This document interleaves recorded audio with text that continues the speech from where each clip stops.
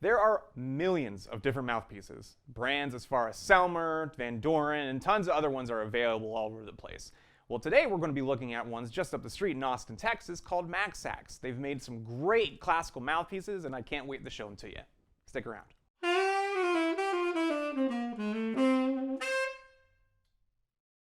Howdy everybody, my name is Andrew King. We are here at Alamo Music. Don't forget to visit us at alamomusic.com where we have these available for purchase. Today we are going to be looking at a personal favorite of mine, the MACSAX mouthpieces. These are classical mouthpiece maker up in Austin, Texas that are made homegrown with German hard rubber and with some of the best people in the business starting it out. I totally recommend these to anyone wanting to try out a nice new classical setup.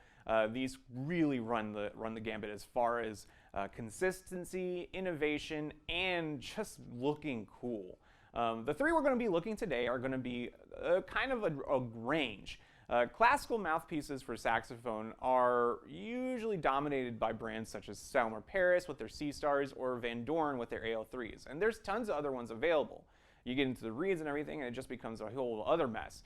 But today what I wanted to look at is something that's a little more local. So MACSAX is a company out of Austin, Texas that are run by about basically three guys and a ton of other people as far as artists go, and they make these great classical mouthpieces that really innovate what we've been used to. So for the longest time, if you were to go to any school band director or anyone in colleges or anything like that, you would usually be asked to get one of two mouthpieces, the Selmer C-Star from Selmer Paris or the AL3 from Van Doren. I'm a huge fan of both of them, and they have a long legacy of great players that use them, and they have the history because of their consistency overall. But it's been a long time, and these mouthpieces have been around so long that it's kind of stagnated the approach that a lot of people can take to these kind of classical saxophones. So when MACSAX came along, what they did was they basically innovated on that and changed up some core principles that have to do with mouthpieces in general. So the first one today we're going to be looking at, in my opinion, one of my favorite ones, is the Lotus. This one has a beautiful copper ring around it, and we'll talk about that in a second, but it is the most akin to what I would call the C-Star level of classical playing, where you have a very nice free-blowing nature to it, while being able to go over any ensembles, even like an orchestra or anything like that, while still having that nice classical dark core to it. Not too widespread or anything like a jazz mouthpiece, but just enough tip opening to have that kind of more penetrative sound that you want coming out of the saxophone. The next one we're going to be looking at is the Castilleja. I personally like this one the most out of the three we're going to be looking at today. It's kind of a cross between that kind of nice free-blowing sound that you want from a classical mouthpiece where you can play over, but also having a lot of the attributes that would come with like an AL3 where it's very blend heavy. These are great for any kind of quartet player, especially if you're playing like a second alto part, and you're wanting to blend in with that lead player while also blending in with the darker tones of the tenor saxophone and the baritone saxophone. It also has very good versatility in that fact that you can kind of do both things at the same time while not being able to do as great of a job at any of those one things. So in my opinion, this is my favorite only because of the versatility, and the player can really bring out those attributes. The last one is the Bluebonnet. This one was made in 2023 and it's their latest model. All of these saxophones have these copper rings that are heavy weighted so that you get a lot more transfer of energy through the mouthpiece. And the Bluebonnet in particular is really cool because with this copper ring, it really focuses that sound and has a really nice dark core center to it. I'm really impressed with how similar it brings out to the darker tones from like a really nice tenor saxophone. That the deep end of the sound is absolutely gorgeous, and it was a pleasure to play. And I really do like all three of them and the variety and the answers to certain questions that we've always had with these. The other thing too is that these mouthpieces are so consistent. Some problems that you're going to have with more of the Van Dorens and the Selmer Paris mouthpieces, and this is just honest truth, is that there are so many made that the QC has kind of waned over the years, and so that is something to look out for. Not all mouthpieces are going to be made the same, and the level of quality that you're going to get from them is going to waver over time, especially the newer models with how many people are getting mouthpieces today.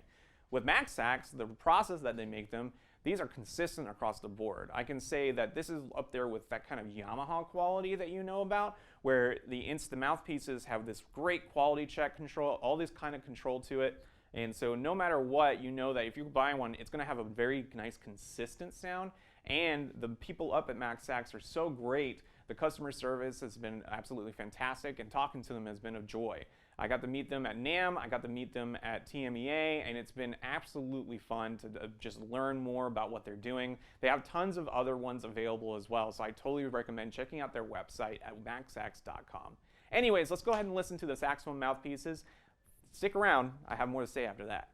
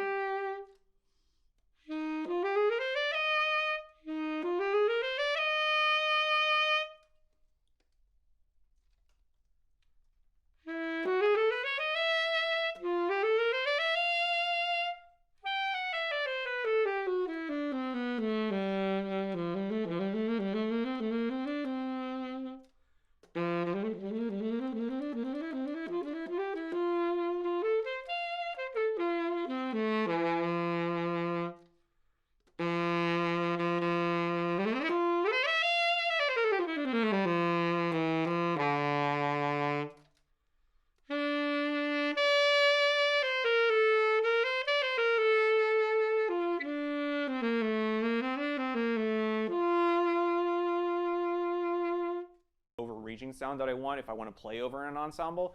Both of those things were very good. So that's my personal favorite, and it was really nice the control that I had on the octave control while playing up and down. I had really good, nice intonation throughout. I played that on my saxophone, the YS61. It's an older saxophone from the 60s and the 70s, and while also playing on a 2.5 D'Addario reserve reed, green box.